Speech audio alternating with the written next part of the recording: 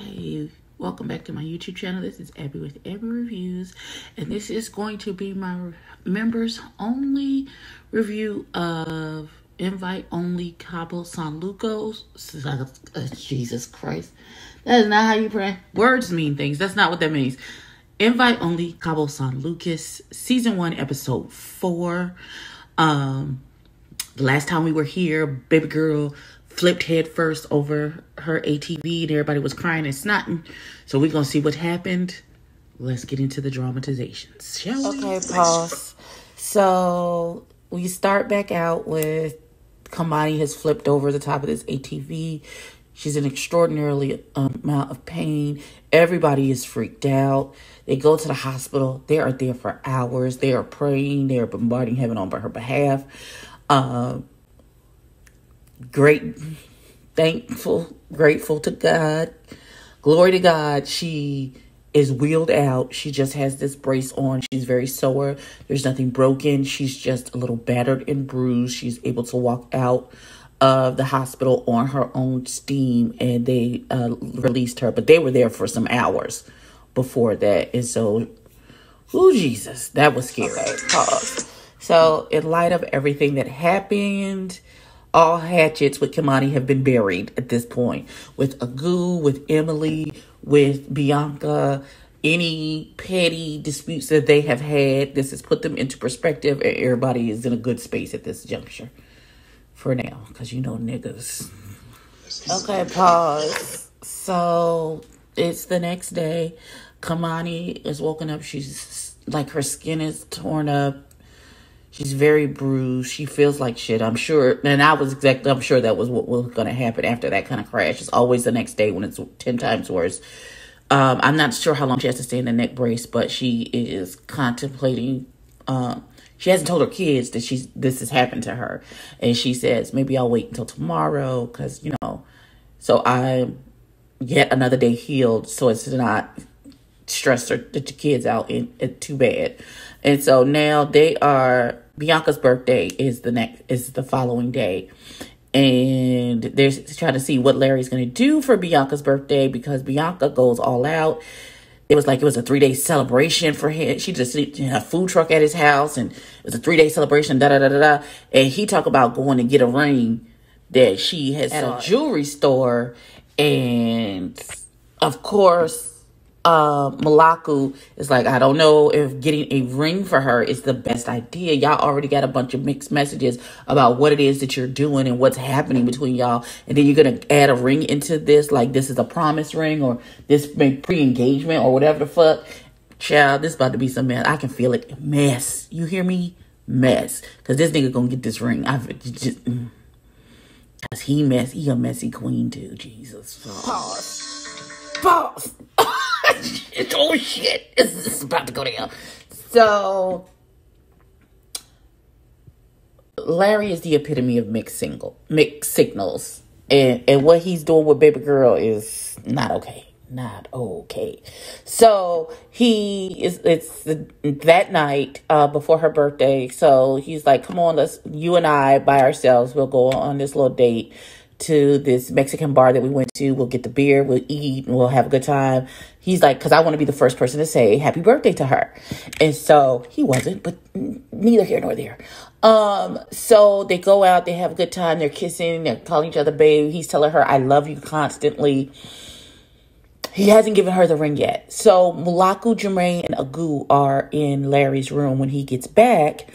And they said, we need to kind of have a Avengers meeting because some shit is about to go down. So they're like, we really don't want you to give her this ring because you're going to end up hurting this girl. You're sending mixed signals about what it is that's going on with her. You cannot continue to do this. You can't keep telling, you can't be like, well, I love you, but I'm single. And I'm doing my own thing. And he was like, well, I really don't need your input on what me and Bianca got going on. Like, y'all didn't even ask me if I'm in love with someone, if I'm seeing someone or anything. And so the question is, are you seeing someone?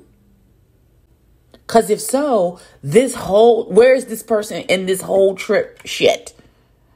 And the fact that you kissing on this other woman and telling her you love her, but you in a relationship with someone else and don't nobody know. We'll find out. I feel like I'm finna cuss this man. Pause. We're gonna get into Agu and Emily part 2 because that's finna go to left. I can feel it already. So Larry admits to his friends that there is someone else that he is in love with, but he refuses to tell them who it is. Mulaku thinks he has an idea. Somebody named Chris. I'm gonna assume that Chris is a man. That Larry is in this love situation. He's in love with is what he's saying. But why are you dragging this shit with this girl if you have no intentions of being with her? If you're in love with someone else, if you're in relation with someone else, why are you messing with her like this? Like, you are getting on, like, I hope she drop kicks you in your esophagus. But until that she figures it out and that happens, and we watch looking at Emily boobs is looking a little droopy in this dress. You should have put on a bra, boo. But Emily is flirting with and she's rubbing her little flat ass all up against his dick and shit. And so Jermaine and Mulaku, who are witnessing this because they're all in the kitchen at the same time, this flirtation is happening. I was like, this gonna be a problem, don't you think? The girl ain't even a whole 24 hours recovered from her horrific accident, and already you're being a dickhead. Like, I can't. First, Emily doesn't even know yet that you threw her completely under the bus with Kamani at the restaurant before the ATV situation. She doesn't even know that you completely shitted on her. Child, this is about to be a mess. I can feel it. The dick wants what the dick wants, I guess. Pause. Because I have a whole headache. And I'm stressed out. And this is not even my relationship. So, they have made mention several times of how Bianca goes above and beyond for this man's birthday. Like, whole multi-day events for... And so... he's like, I want to pull you to the side because I want to come sit over here to the side. First he says, okay, I do have an announcement to make. You know, I have to do some work while on vacation, so I have to fly to Arizona. I'll be gone for maybe 2 days max, but it's contractual, so I couldn't get out of it. Fine. He pulls Bianca to the side. He gives us a ring. He puts it on her ring finger where her engagement ring would go. This finger, he put it on her ring finger on her left hand. And he's like, this signifies that our bond is forever and we'll forever be in each other's lives and blah, blah, blah, blah, blah. The language and the manner in which he's speaking is like, and say, I love you and we're forever bonded. And she was like, this is our forever ring. And he was like, yeah, this is our forever ring. So he's literally, they're not agreeing to the same thing because he says that he's in love and in a relationship with someone else. And she thinks that they are together. Baby, this is a mess. And everybody is looking, they're like, oh, this is not good. Because they know that he's supposedly he told the men that and I guess the men told Emily and Kimani. So everybody but Bianca knows that he's in relationship with someone else and that he's supposedly in love with someone else. But you steady giving her this ring and kissing her and telling her, I love you.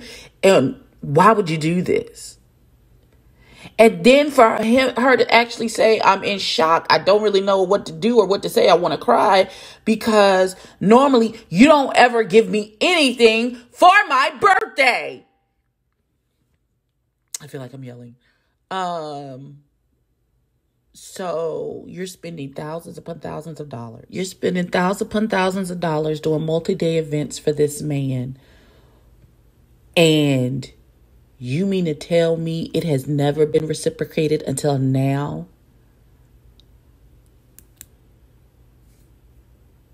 The first time I did a huge event for you, for your birthday, out of my love for you, and my birthday came around and you ain't do shit, you would get a happy birthday phone call from me on your next birthday. And that's it. The fuck I look... Ooh, child. No. Okay, pause. Because clearly this confusion is Bianca's middle name. Because that is all Larry is giving her is confusion and delusion. And she is like, yeah, and sure. And like, okay, but y'all just don't understand our relationship. We're just babe and babe. You just don't have to categorize it. No, you're not putting a categorization because you know if you do, if you press it in any sort of way, he's like vapor. He's gone. It's over with. So miss me with all of this. Miss me. Meanwhile, the whole table, everybody looking at each other like, y'all hear this bullshit that this girl is spitting? Ooh, the confusion and delusion. Oh my God. So that's the end of the episode. Fine. Listen. We'll talk about what happened in my fight. Okay, so drama and confusion. So while they're out to dinner when Larry is gone, he texts him and he's like, okay, so I'm on my way back and I'm bringing a friend, so be ready to turn up. And everybody's trying to figure out, well, who is this friend he's bringing? And Bianca's like, it's a girl. Because if it was a guy, he'd be like, I'm bringing my homie. In fact, he said he's bringing a friend. It means it's a girl. I don't know who it is because he didn't text me and we didn't talk about it. So I don't know. Everybody's like, well, he didn't tell you. And she was like, no, he didn't tell me. And so the gentleman then informed Bianca that Larry said that about him saying nobody asked him who he's in love with and that he's in love with somebody, but he didn't. And she was like, what? And now she's coming to the realization. She's like, well, maybe I've been writing hard for the wrong person. Daughter, you should have been known that because he on the bull. Like, girl, when he's not reciprocating the same energy in regards to like your birthday situations and stuff like that, I don't know why the bell didn't go off for you at that juncture, that this gentleman is clearly not thinking and feeling on the same level that you are. But I feel like it's about to go down on the next episode. Listen, shenanigans and foolishness. And I'm here for every second of it. Please, sirs and ma'ams, like, comment, and subscribe, tell a friend, tell a kid, and I will catch you in the next one. Peace.